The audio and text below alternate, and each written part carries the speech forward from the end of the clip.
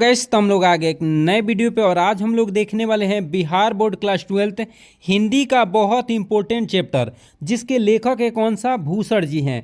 और ये इस चैप्टर जो है बहुत ज़्यादा इंपॉर्टेंट है क्योंकि इस चैप्टर से मैं बता दूं 4 से 5 ऑब्जेक्टिव क्वेश्चन और 2 नंबरिया क्वेश्चन कम से कम तो आते ही हैं और 5 नंबर वाला क्वेश्चन 1 से 2 क्वेश्चन तो 100% रहता है।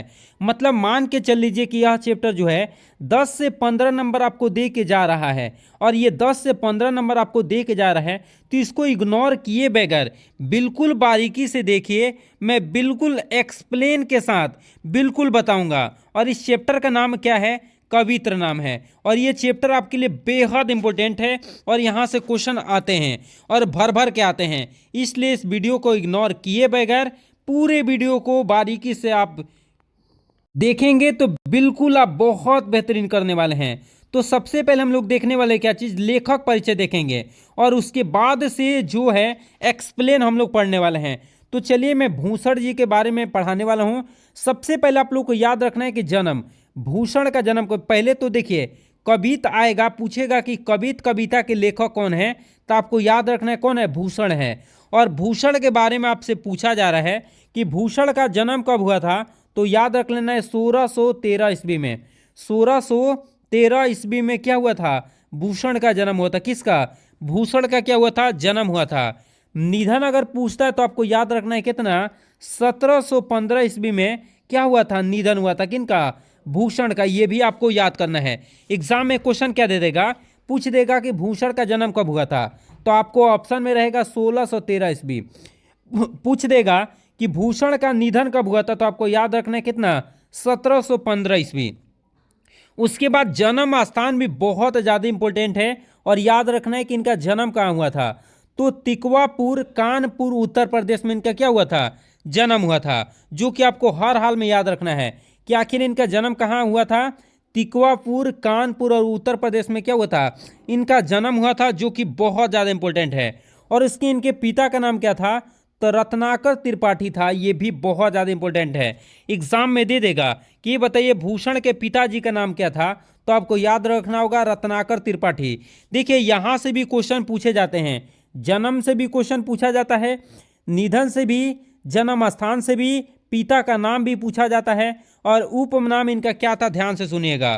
तो मैं बता दूं कि उनका उपनाम था भूषण, जो कि कौन दिया था, चित्रकूट के सोलंकी राजा रुद्र शाह ने इन्हें कवि भूषण की उपाधि प्रदान की थी। एग्जाम में क्वेश्चन आ जाएगा, क्या क्वेश्चन आ जाएगा कि कवि भूषण की उपाधि किसने दिया था, तो आपको याद रखना है कि चित्रकूट के सोलंकी राजा रुद्र शाह ने कवि भूषण की उपाधि दिया था। पूछा जाए कि कवि भूषण की उपाधि किसने दिया था, तो आपको याद रख लेना है कि चित्रकूट के सोलंकी राजा रुद्र शाह ने दिया है। और याद रखिएगा आगे उपनाम भूषण इतना प्रसिद्ध हुआ कि मूल नाम विस्तृत हो गया। इनका मूल नाम कोई याद ही नहीं रखा, इतना ज़्यादा भूषण का क्या हो गया, चर्चा हो गया कि याद रखेंगे। और प्रमुख सरायदाता कौन है, छत्रपति शिवाजी, और शिवाजी के पुत्र कौन है, साहू जी, एवं पन्ना के बुंदेल राजा सक्थाल है। इस चैप्टर में जो भी बात करेंगे हम लोग शिवाजी के बारे में ज़्यादातर हम लोग बात करने वाले हैं। अगला देखिए क्या है, विशेष इनका क्या है भूषण का, तो रीति काल के प्रसिद्ध कवि हैं। याद रखना है कि एग्जाम में पूछ देगा कि भूषण जो है किस काल के कवि हैं, तो याद रखना है रीति काल के प्रसिद्ध कवि चिंतामणि त्रिपाठी और मतीराम भूषण के भाई के रूप में क्या हुआ, ये जाते थे। याद रखिएगा रीतिकाल के प्रसिद्ध कवि कौन है, चिंतामणि त्रिपाठी और मतीराम भूषण के भाई के रूप में क्या जाने जाते थे, कौन, भूषण जी। याद रखना है। अगला ये भी इनकी कृतियाँ याद रखना है कि शिवराज भूषण जो कि 358 छंदों में और 105 अलंकारों में निरूपित है। और याद रखना है शिवा बावन जी, शिवा बावनी क्या है, कितने में, तो 52 मुक्तों में छत्रपति शिवाजी के वीरता का बरखान किया गया है। याद रखना है। और छत्रसाल दशक में क्या किया गया है, 6 छंदों में महाराज छत्रसाल की वीरता का योगदान बताया गया है। ये बहुत इंपॉर्टेंट है। और 3 कृतियां का है, ये याद रखना है, भूषण हजारा, भूषण उल्लास और दूषण उल्लास। ये तीनों आप लोग को याद रखना है।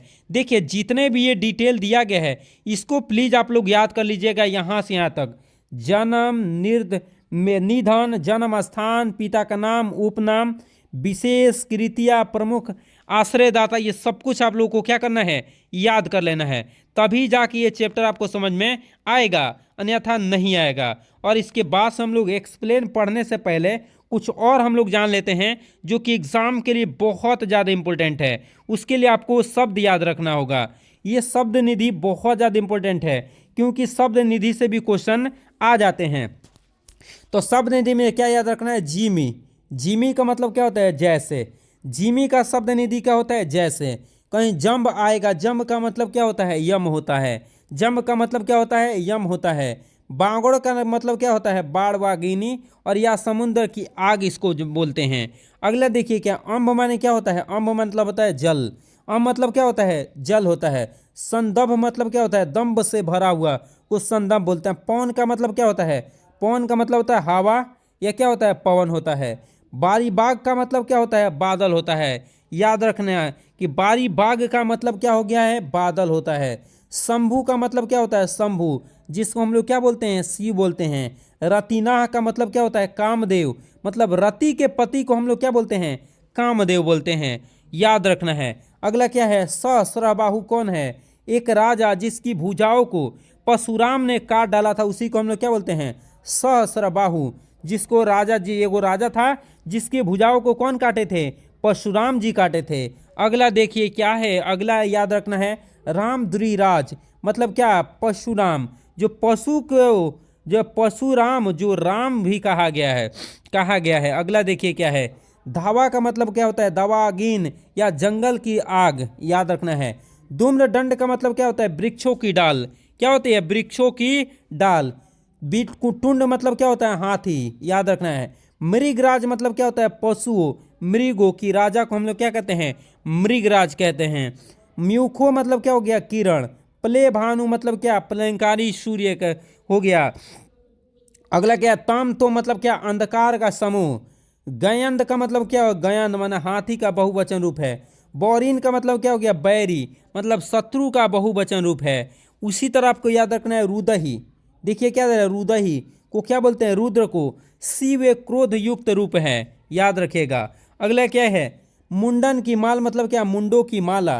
क्षितिपाल मतलब क्या हो गया, भूपाल, मतलब पृथ्वी का पालन करने वाला राजा। करवाल का मतलब क्या हो गया, तलवार। प्रतिभट्ट मतलब क्या हो गया, शत्रु योद्धा। कटक मतलब क्या हो गया, समूह सेना, क्या हो गया, समूह सेना। उसी तरह देखिए क्या, केते मतलब क्या होता है, कितने। कालिका मतलब देवी की कलिका रूप, जिन्होंने श्री रक्तभुजी संकार किया था। किलकी का मतलब क्या हो गया, किलकर, या प्रसन्नता पूर्वक या उल्सित होकर। कलेऊ का मतलब कलेवा या भोजन, और लाल मतलब क्या, प्यारा। और देखिए जितने भी शब्द निधि है ये आपको याद रहेगा तभी कुछ होगा। और बारीकी से जितना मैं आप लोगों को बता रहा हूँ ये बिल्कुल आप अच्छे से पढ़ते हुए जाएंगे तो आप एग्ज़ाम में बहुत बेहतरीन करेंगे। और देखिए आप लोग के लिए हम लोग इतना मेहनत कर रहे हैं तो आपका एक फ़र्ज बनता है कि आप सब्सक्राइब जरूर चैनल को कर दीजिएगा। आपके एक सब्सक्राइब से हम लोग को बहुत मदद मिलती है और आप लोग को एक सब्सक्राइब करने में 10 सेकेंड नहीं लगते हैं। तो प्लीज़ आप लोग चैनल को सब्सक्राइब कर दीजिएगा। चलिए तो मिलेंगे अगले वीडियो में, आप लोग पढ़ते रहिए। और अगली वीडियो में हम लोग क्या पढ़ने वाले हैं, इसका अर्थ बारीकी से जानने वाले हैं जो कि बहुत ज़्यादा इम्पोर्टेंट होने वाला है। चलिए तो मिलेंगे अगले वीडियो में, आप लोग पढ़ते रहिए। जय हिंद।